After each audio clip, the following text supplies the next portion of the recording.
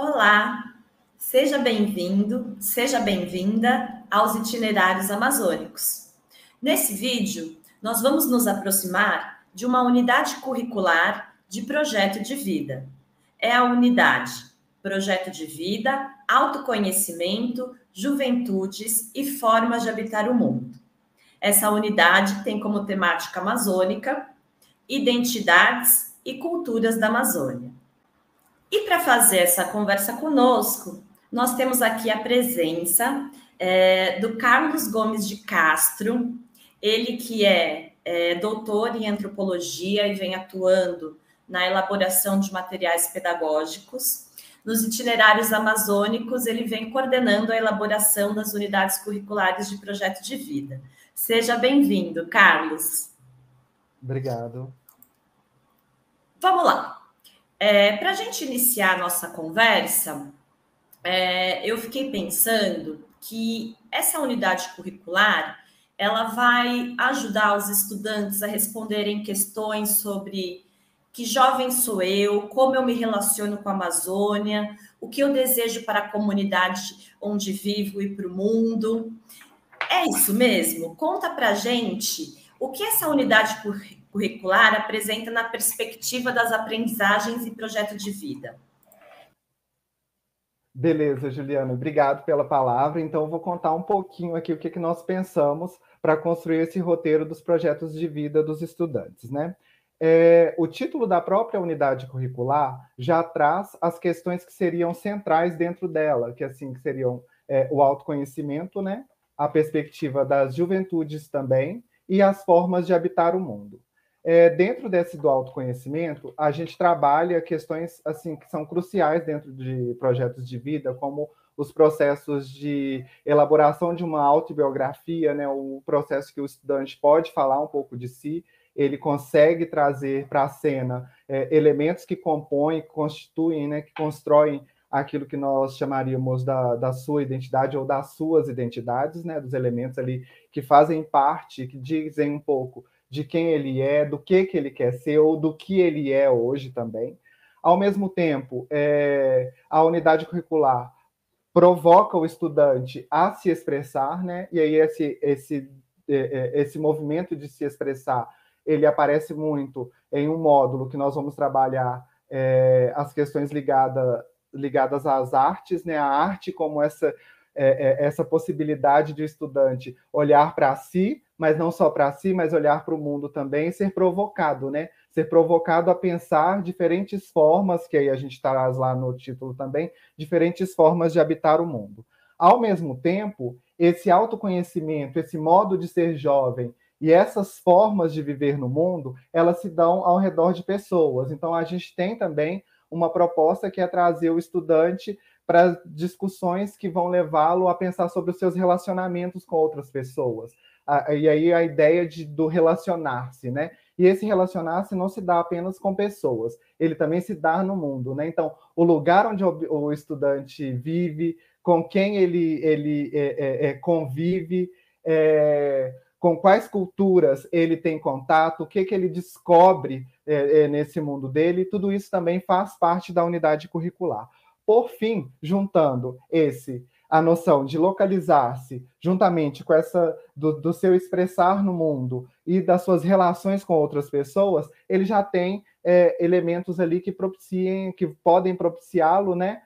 Que podem instigá-lo a agir no mundo. Então, dentro da unidade também, a gente traz a perspectiva das ações dos estudantes, ações concretas que ele pode fazer na comunidade dele ou na escola. Então, ações que vão transformar, de algum modo, o mundo onde ele vive e a forma com que ele se vê e vê o outro também. Uau! Tem aí um misto, então, de autoconhecimento, de reconhecimento das diversidades amazônicas e juvenis e a intervenção sociocultural. Eu sei que nessa explicação você já foi trazendo algumas pitadas, né, sobre os objetos de conhecimento que vão compor esse percurso de aprendizagem na unidade curricular. Então, eu quero te pedir agora para você detalhar sobre a importância desses objetos de conhecimento para o projeto de vida dos estudantes. Perfeito, Juliana. Então, a gente tem como objetos de conhecimento tem um conjunto longo, né? Assim, um conjunto bem longo e complexo, digamos, né? Então, ele vai tratar as unidades, né? Desde os módulos, né, da unidade curricular. Eles vão trabalhar desde a noção mesma de projetos de vida, né? O que são projetos de vida e como que você pode entender isso dentro de um percurso de aprendizagem.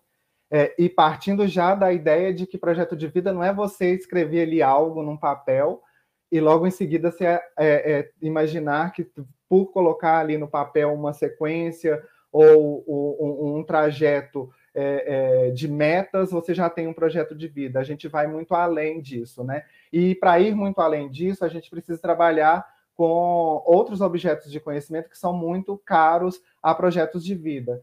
Um deles é a própria noção de autoconhecimento, né? Então, a gente trabalha e aprofunda essa noção de autoconhecimento, né? E aí, por diferentes vias, né? Desde uma autobiografia, desde olhar para uma arte e perceber ali nela elementos que falam de si, que falem do próprio jovem e que também que falam ali do mundo, né? Ao mesmo tempo, é trabalhado as questões relacionadas aos valores, né, pessoais e coletivos, né? O que importa para esse jovem, para os jovens? O que importa dentro ali da comunidade dele? O que mais importa para ele? O que é significativo? O que tem um grande sentido para ele em sua família, por exemplo? Então, a gente trabalha as questões desses valores e pensando que os valores também são construídos, né? Eles não são dados de antemão. Ainda que a gente parta também de valores que são básicos, como, por exemplo, a democracia, como os direitos humanos, né? Então, assim, a gente partir desse lugar para trabalhar valores também que são construídos pelos jovens. Junto disso, a gente trabalha o outro objeto de conhecimento que é muito importante, é a questão da identidade, né? Então, se você se autoconhece, você faz o movimento do autoconhecimento para perceber elementos das suas identidades também.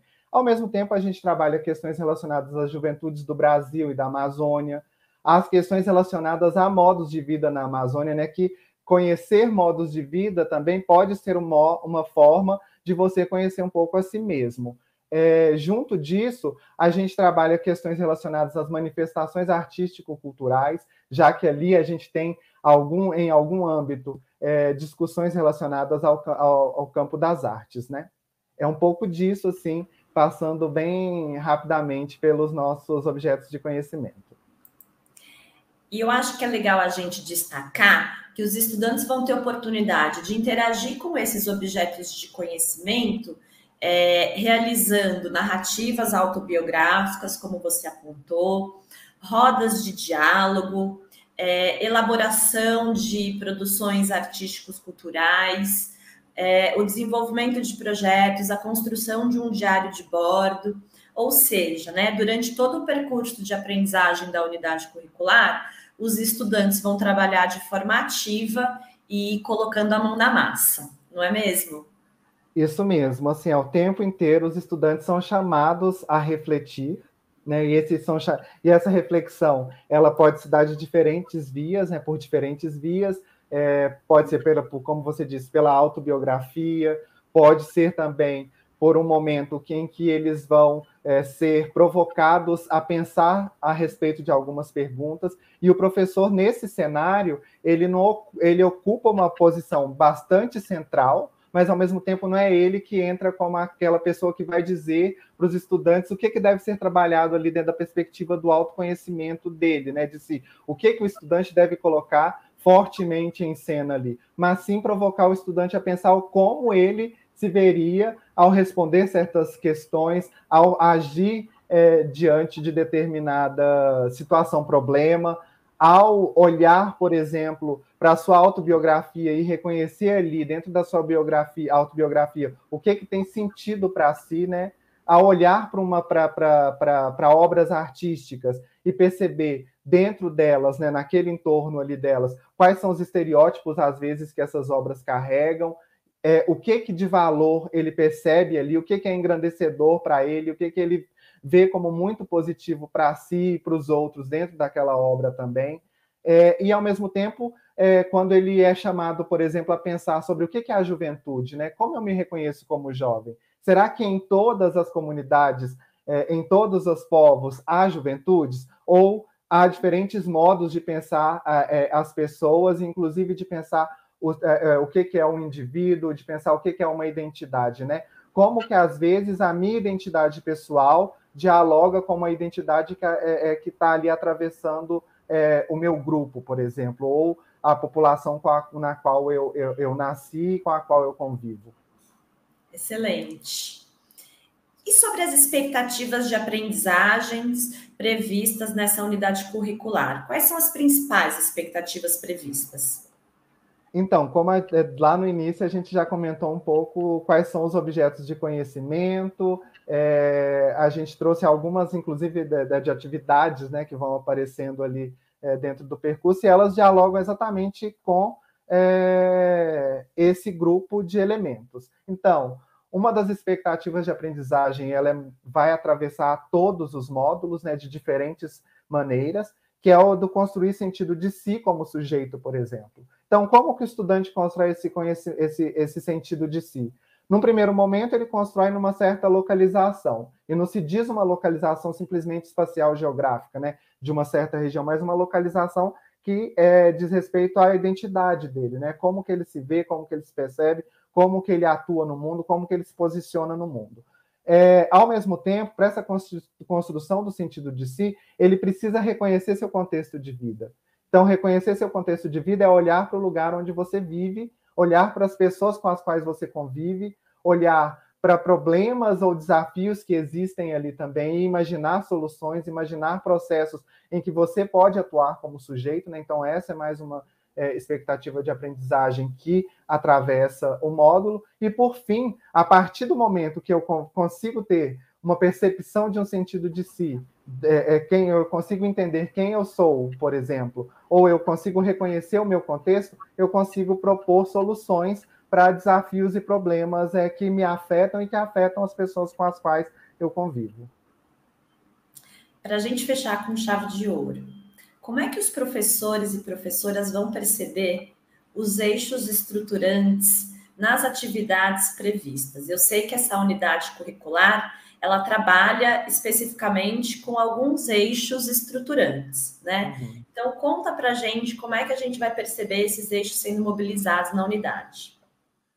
Então, Juliana, eu vou contar para você um pouco como que nós pensamos os eixos estruturantes e como que eles atravessam, né, a unidade curricular. É importante destacar que, ainda que eles sejam trabalhados individualmente dentro dos módulos, né, as habilidades deles apareçam com mais força em alguns momentos, os eixos estruturantes estão entrelaçados. E nós demos maior força dentro da unidade curricular ao eixo de mediação e intervenção sociocultural e ao eixo de processos criativos.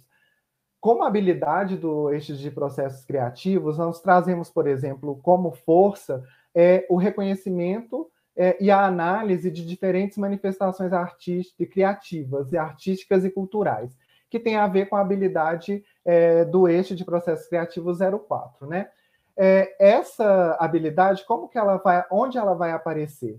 Ela aparece com muita força dentro do módulo que a gente trabalha com os estudantes, as questões voltadas para as artes. Então, para que esse estudante, por exemplo, para que ele olhe para uma produção artístico-cultural e observe nessa produção artístico-cultural, por exemplo, um estereótipo ou algo que, dentro dessa produção, ele toma para si como um grande valor, como algo importante, significativo, como algo de sentido para ele, ele precisa reconhecer elementos dessas manifestações, dessa produção. Então, daí o trabalho com essa habilidade do eixo estruturante de processos criativos.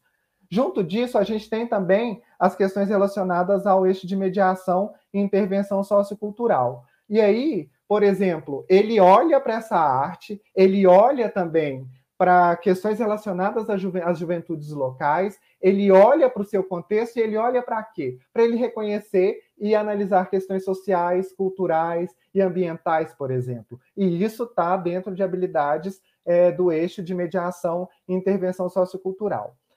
Ao mesmo tempo, ele não só olha e reconhece, ele também é chamado a compreender situações, compreender opiniões, e mais do que isso, também compreender como que outras pessoas lidam com questões com as quais também ele precisa lidar no seu dia a dia. E essas outras pessoas podem ser tanto pessoas do seu ambiente de convivência, da família ou ali da comunidade dele, quanto os próprios colegas de sala de aula. Então, ele é chamado, por vezes, a debater questões, debater situações conflituosas, debater dilemas, para tentar entender o que está em cena ali dentro dessa situação e compreender e, assim, agir de uma maneira mais interessante ou próxima daquilo que ele acredita para si. Por fim, para que ele já fazendo esses processos de compreensão, de reconhecimento dos seus contextos, de reconhecimento de manifestações culturais, inclusive de compreensão de si mesmo, ele é chamado a participar ativamente da proposição, né, de ações dentro do âmbito escolar, e, ao fazer isso, ele está ali mobilizando uma habilidade também, que é a habilidade 09 do eixo de mediação e intervenção sociocultural. Carlos, eu quero agradecer demais as contribuições que você trouxe. Com certeza, elas nos ajudaram a nos aproximar um pouco mais dessa unidade curricular, projetos de vida, autoconhecimento, juventudes e formas de habitar o mundo. Nós ficamos por aqui e até uma próxima.